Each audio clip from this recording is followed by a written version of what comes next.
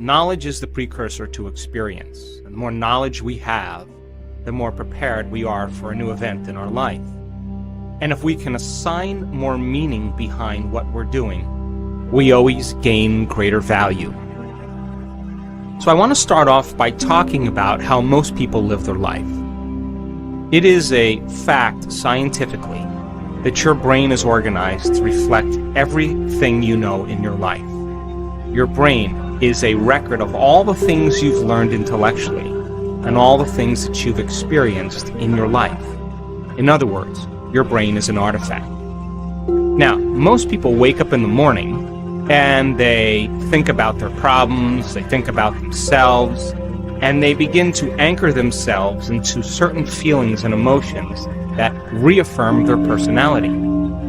And since those feelings and emotions are the end product of past experiences, because that's what emotions are, then people begin to ground themselves chemically into the past.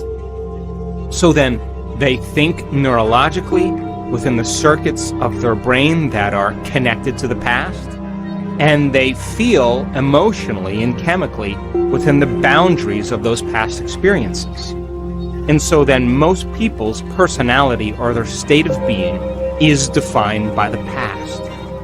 And if thoughts are the language of the brain, and feelings are the language of the body, then how most people are thinking neurologically and feeling chemically are causing them to function as a predictable self tied to the past. Now, we can call that, for the most part, our past-present reality. Because once we anchor consciousness into the brain and body and into a state of being, then we could say then our behaviors, choices, the experiences that await us, and how they are going to feel will become very predictable. And so people tend to think the same thoughts, they make the same choices, they demonstrate the same behaviors that create the same experiences, all for the familiar emotion that's called the old personality or the old self. Now, this CD is about defining yourself as a vision of the future instead of a memory of the past. So then in order for you to go from the old self to the new self, one of the ingredients that helps you to do that is consciousness. Now, consciousness is awareness, and awareness is paying attention and noticing. So the more conscious you are of your unconscious self, the less unconscious you will go during the course of your day. Now, I picked two very specific times for these meditations. The first thing, when you wake up in the morning, I'm going to ask you to do the morning meditation because your brain chemistry is changing from melatonin to serotonin.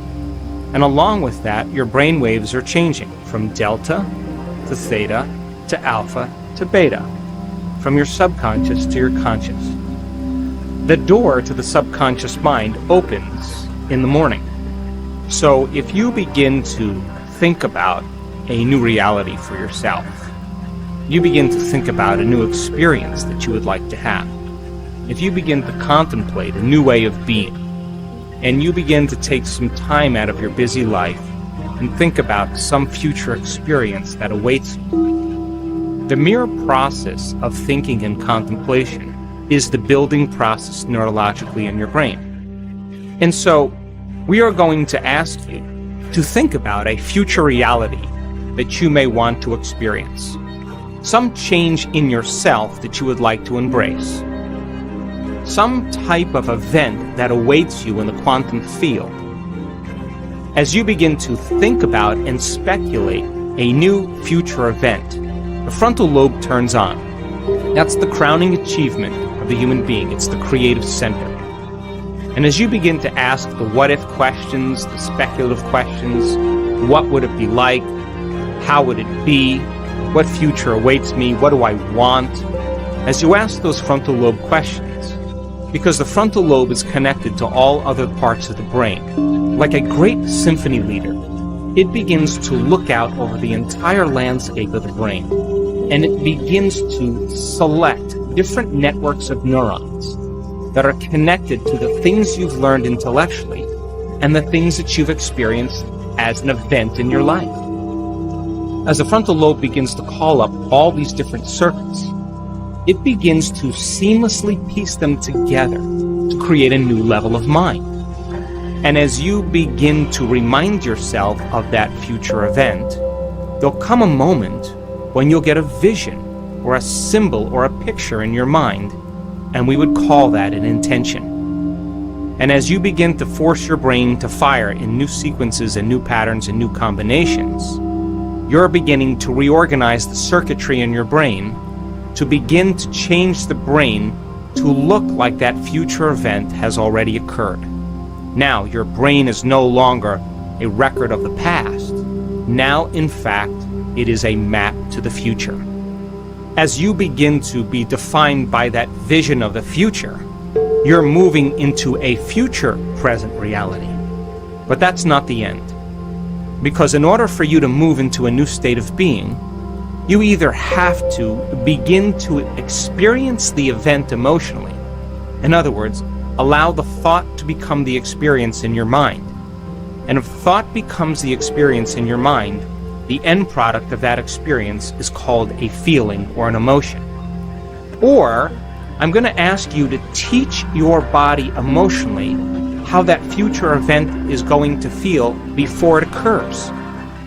And as you begin to combine that clear intention with an elevated emotion of gratitude or joy or inspiration, of feeling unlimited, feeling empowered, your body as the unconscious mind begins to believe and accept that it's living in that future reality in the present moment, and you're beginning to activate and signal new genes in new ways so that your body is now living in the future instead of the past.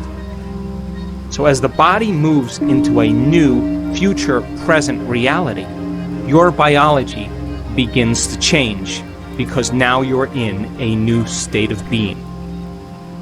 Once you're in this new state of being, I'm going to ask you to think about the choices you're going to make, to review the behaviors you're going to demonstrate during this day. One day, one lifetime. What experiences await you and how they would feel.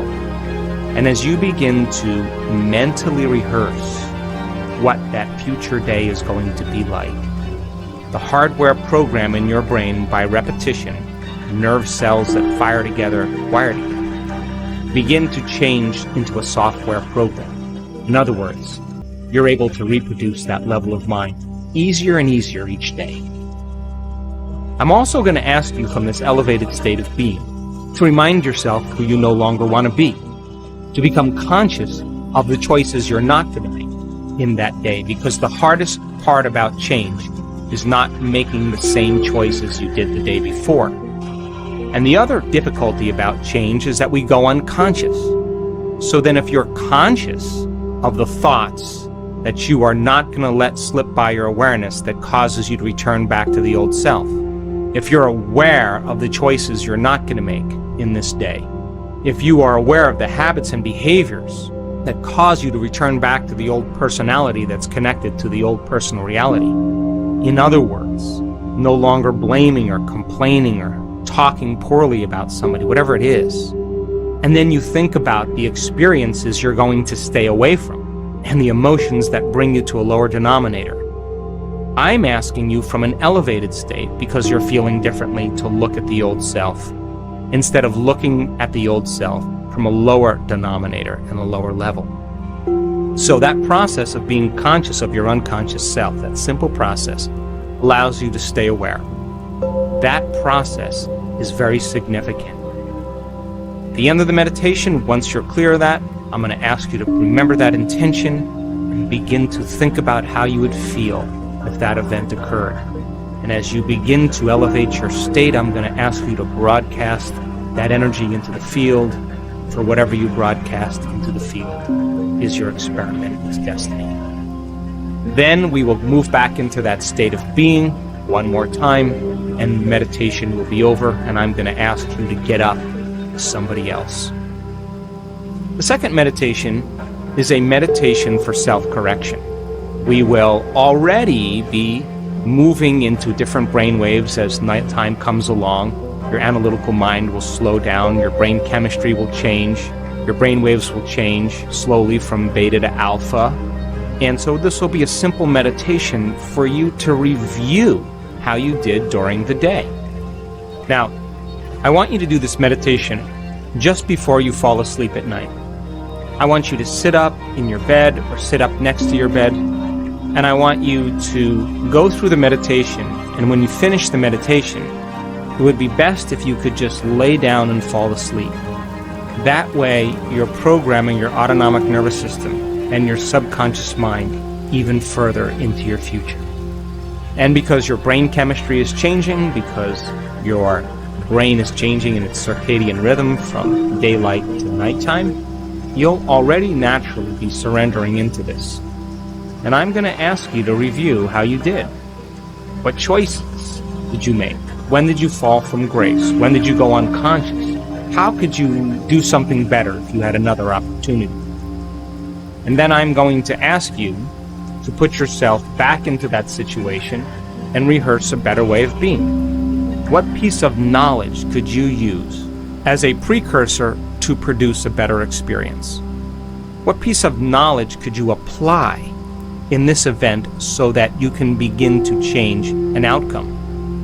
And as you begin to rehearse a better way of being, you're beginning to activate and prime the brain further and refine it into the future instead of the past. This is how we self-correct. In other words, if you saw yourself giving a public lecture, and when you watched yourself doing it, you were touching your face or sticking your finger in your ear, if you observed that, I guarantee you the next time you spoke in public, you would refine your behaviors. So that process then, of going from the old self to the new self, and observing how we did then, allows us to self-correct and begin to reorganize the mind into the future instead of the past. And then I'll ask you to think about how you would feel if you were able to accomplish it in a better way. Also, during this evening meditation, where you're observing how you did during the day, I want you to acknowledge yourself for the right choices you made, the better behaviors that you demonstrated, the new experiences that you created, the thoughts that you liked about yourself, and how you felt. And so take a moment during this meditation for you to celebrate the changes that you made. And that should begin to become the foundation of your future self.